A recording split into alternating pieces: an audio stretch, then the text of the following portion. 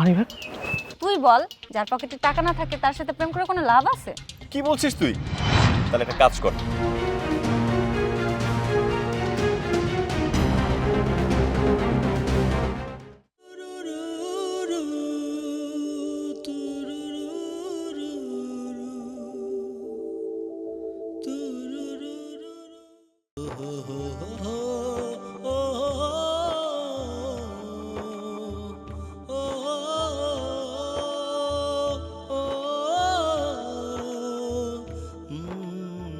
এই দাঁড়াও,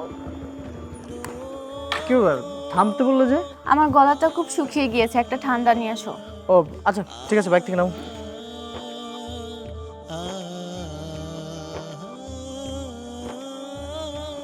থাকো আচ্ছা। মামা একটা স্পিড দেন তো।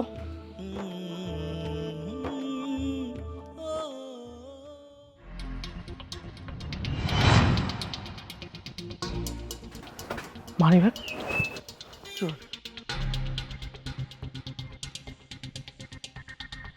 আরে আসতেছি, দাঁড়াও না। মানি ব্যাগ কোথায় গেল? আসতেছি তো, আরে আসতেছি। ফোনটা লাগবে।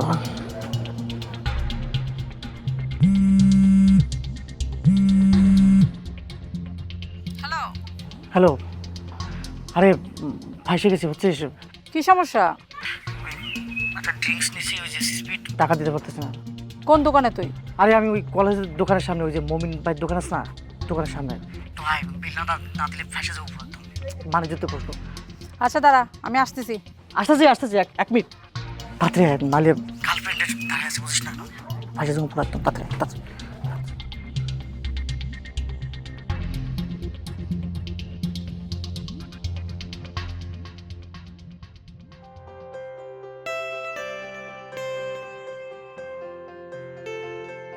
মামা, বিলটা রাখেন।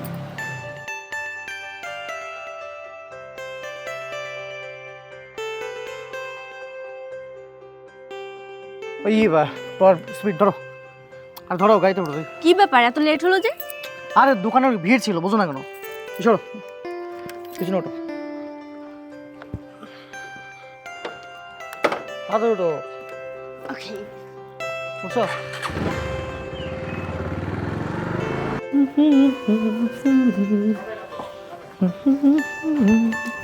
এই দীপ, দাঁড়া। কি বলবি আবার? কই যাস? ওই যাইতেছে একটু বাইরে ঘুরতে। বাইরে তো যাচ্ছস, পকেটে টাকা আছে তোর? নাকি ওই দিনের মতো আবার আইসক্রিমের বিল আজকে আমরা দিয়ে আসতে হবে? যাই, ধর, এটা রাখ পকেটে। 1000 টাকা? আরে এই জন্যই তো তোর আমার এত ভালো লাগে, না চাইতে সব বুঝে ফেলাস। হ্যাঁ, তুই না থাকলে যে আমার কি হতো। একটা কথা জানিস, ছোটবেলা থেকে যখন বাপ মাকে হারিয়েছি না, তখন একেবারে দিশেহারা হয়ে গেছি যে কখন কি করব, কোথায় কি করব, কিভাবে থাকবো, কিভাবে বাঁচবো, কিচ্ছু বুঝতে পারছিলাম না। তারপর হঠাৎ তোর মা আমাকে নিয়ে আসলো, তারপর তো একেবারে একদম ছেলের মতো করে পালতে শুরু করলো। আমার কোনটা লাগবে, জামা প্যান্ট, পড়াশুনো, সব কিছু দেখলো। আর এই যে তুই বেশি বেশি আমার দিকে নজর দিস, আমি কখন কোথায় যাচ্ছি, কি লাগবে, সব কিছু। তুই যদি না থাকতিস না, সত্যি আমি খুব অসহায়ের মধ্যে পড়ে যেতাম। থাক থাক, আর বলা লাগবে না। তোকে অনেক থ্যাঙ্কস। এই শোন না, আমার দেরি হয়ে যাচ্ছে। আচ্ছা এসে কথা বলবো। হ্যাঁ, ইয়ামানিল্লাহ।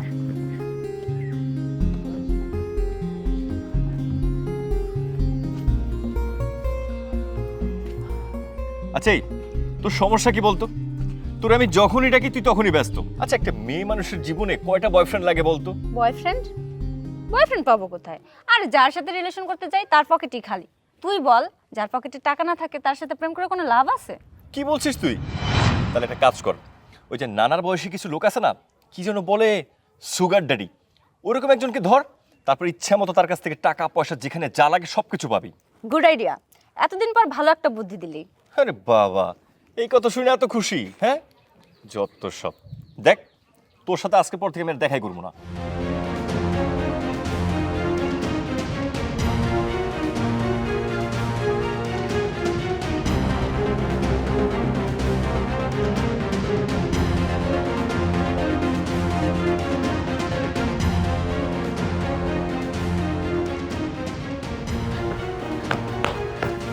ইরা ইরা ইরা কি রে কি হয়েছে এত হাঁপাচ্ছিস কেন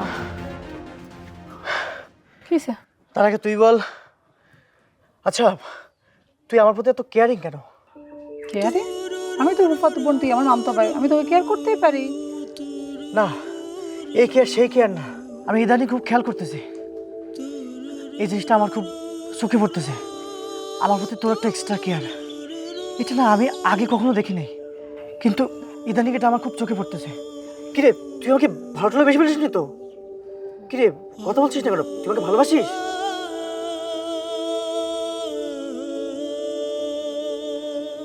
তুই আমাকে কেন বলিস নি আগে? সেই ছোটবেলা থেকে আমরা একসাথে বড় হয়েছি, একসাথে খেলেছি। কই আমাকে যদি তোর ভালো লাগে, আমাকে যদি তুই ভালোবাসিস, কই একটা দিনের জন্য তো আমাকে বলিসনি? একটা দিনের জন্য তো বলিসনি যে আমাকে তোর পছন্দ? আমি তো আসলে বলার সাহসটা পাইনি।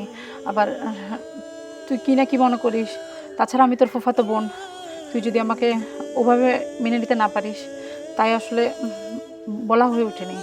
আমি না হয় আমার ভালোবাসার মানুষটিকে নাইবা পেলাম, কিন্তু আমার ভালোবাসার মানুষ তার ভালোবাসার মানুষটিকে আইসক্রিম খাওয়াতে না পারার যে অপমানিত হবে, এটা তো আমি মেনে নিতে পারবো না। তুই আমাকে সত্যি ভালোবাসিস? আমার এই হাতটা সারা জীবন ধরে রাখতে পারবি তো? বড্ড দেরি করে ফেলেছি তোকে বুঝতে, বড্ড দেরি করে ফেলেছি।